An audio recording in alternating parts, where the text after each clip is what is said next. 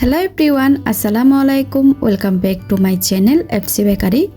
আজকে আমি আপনাদেরকে তৈরি করে দেখাবো বার্গার বান।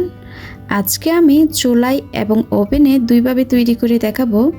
এই বার্গার বানটা অনেক বেশি সফট আর মজাদার হয়ে থাকে। আশা করছি আমার আজকের রেসিপিটা আপনাদের ভালো লাগবে। ভালো লাগলে প্লিজ আমার চ্যানেলটা সাবস্ক্রাইব করার জন্য অনুরোধ রইল। সাথে থাকা বেল আইকনটি ক্লিক করে দিবেন। চলুন তাহলে রেসিপিটি দেখে নেওয়া যাক।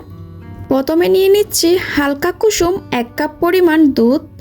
অবশ্যই দুধটা কিন্তু হালকা গরম থাকতে হবে। আপনারা চাইলে দুধের পরিবর্তে পানিও ব্যবহার করতে পারেন। এখন দিয়ে দিলাম 3 টেবিল চামচ আস্ত দানার চিনি। আরও দিয়ে দিচ্ছি 1 টেবিল চামচ পাউডার মিল্ক। এবার দিয়ে দিচ্ছি 1 চা চামচ চেয়ে একটু কম ড্রাই ইস্ট। এবার সব কিছুকে একটু ভালো করে একটি স্প্যাচুলার সাহায্যে মিশিয়ে নিব।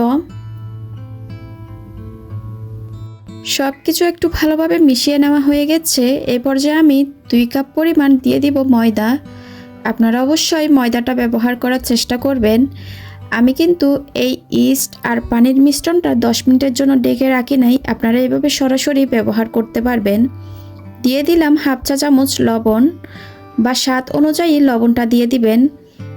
লবণটা একটু ভালোভাবে মিশিয়ে নেওয়ার পর স্প্যাচুলার সাহায্যে আমি ভালো করে মিক্স করে নিচ্ছি। এই পর্যায়ে আমি হাত দিয়ে মেখে ডোটা তৈরি করে নিব। এটা অবশ্যই কিন্তু খুব ভালোভাবে মাখাতে হবে। 5 থেকে 10 মিনিট সময় নিয়ে মাখাতে হবে।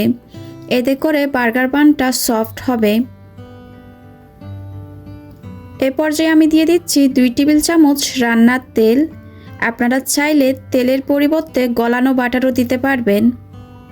আমি আজকে এই বার্গার বানটা তেল দিয়ে তৈরি করে দেখাচ্ছি। আবারও আমি 4-5 মিনিট মতো ভালো করে মতে নিব। এই বার্গার বানের ডোটা আমি 10 থেকে 12 মিনিট মতো মতে নিয়েছি। আপনারা অবশ্যই চেষ্টা করবেন এই ডোটা ভালোভাবে মাখাতে। এতে করে বার্গার বানটা অনেক বেশি সফট হবে। এবার গোল শেপ দিয়ে আমি ঢেকে রেখে দিব 1 ঘন্টার জন্য। 1 ঘন্টা পর ফিরে আসি। 1 ঘন্টা হয়ে গেছে। দেখতেই পাচ্ছেন ডোটা কিন্তু ফুলে ডাবল হয়ে গেছে। এই ডোটা আমি একটু হাত দিয়ে ছড়িয়ে একটা রুটির মতো করে নিব। তারপর আমি একটা স্ক্রাবারের সাহায্যে ভাগ করে নিচ্ছি। আজকে আমি এই ডো দিয়ে 8টি বার্গার বান তৈরি করব। আপনারা চাইলে 4টি বা 5টি করতে পারেন। আমি অত একটা বড় করব না, এজন্য 8টি ভাগে ভাগ করে নিচ্ছি। এবার একটা ডো নিয়ে আমি হাত দিয়ে একটু চেপে চেপে বাতাসটা বের করে দিচ্ছি। আপনারা অবশ্যই স্ক্রিনে দেখে বুঝতে পারছেন কিভাবে কাজটা করা হচ্ছে। আপনাদের বোঝার সুবিধার্থে আমি আরেকটি করে দেখাচ্ছি। এভাবে করে হাত দিয়ে চেপে চেপে বার্গার বানের শেপ দিয়ে দিব। দেখতেই পারছেন হয়ে গেছে। আমি সবগুলা তৈরি করে নিয়েছি। এবার আমি এগুলাকে ঢেকে রেখে দিব আধা ঘন্টার জন্য। আবার যেন এই বার্গার বানগুলা ফুলে ডাবল হয়ে যায়। অবশ্যই কিন্তু ঢেকে রাখতে হবে, উপরে যেন ড্রাই হয়ে না যায়। আমি আপনাদেরকে চুলাই করে দেখাবো, এজন্য যে প্যানটা আমি চুলাই দিব ওইটাও আমি ঢেকে রেখে দিচ্ছি। আধা ঘন্টা পর বার্গার বানগুলো ফুলে ডাবল হয়ে গেছে। এ পর্যায়ে আমি উপরে দুধ ব্রাশ করে দিচ্ছি। আপনারা চাইলে ডিমও দিতে পারেন। এতে করে একটা উপরে সুন্দর কালার চলে আসবে। চাইলে আপনারা উপরে সুন্দর দেখানোর জন্য সাদা তিল ছিটিয়ে দিতে পারেন। এই বার্গার বানগুলো আমি ওভেনে বেক করব। আগে থেকে 10 মিনিটের জন্য ওভেনটা প্রিহিট করে নিয়েছি। 170 ডিগ্রিতে আমি 15 থেকে 18 মিনিটের জন্য বেক করে নিব। এবার ওভেনে দিয়ে দিয়েছি। চুলায় যেগুলো আমি বেক করব এটা তো আমি খুব ভালোভাবে দুধ ব্রাশ করে দিয়েছি। উপরে কিছু তিল দিয়ে দিব। এবার চলে যাব চুলায়। চুলাতে আমি একটা পাতিল বসিয়ে দিয়েছি। নিচে একটা কাগজ দিয়ে দিলাম।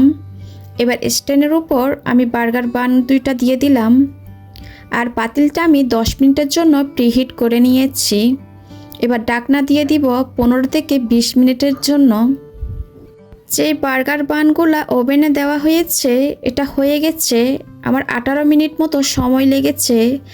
এক এক ওভেনের এক এক তাপমাত্রা, সময়টা একটু কম বেশি লাগতে পারে। 20 মিনিট পর আমি চুলার ঢাকনাটা তুলে নিচ্ছি। বার্গার বানগুলো কিন্তু হয়ে গেছে।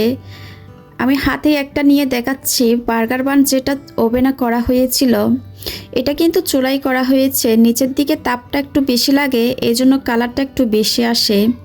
এই বার্গার বানটা ওভেনে করা হয়েছে আর এটা চুলাই, তফাৎটা কিন্তু অত একটা বেশি আসে না, আপনারা নিজেরাই দেখতে পাচ্ছেন।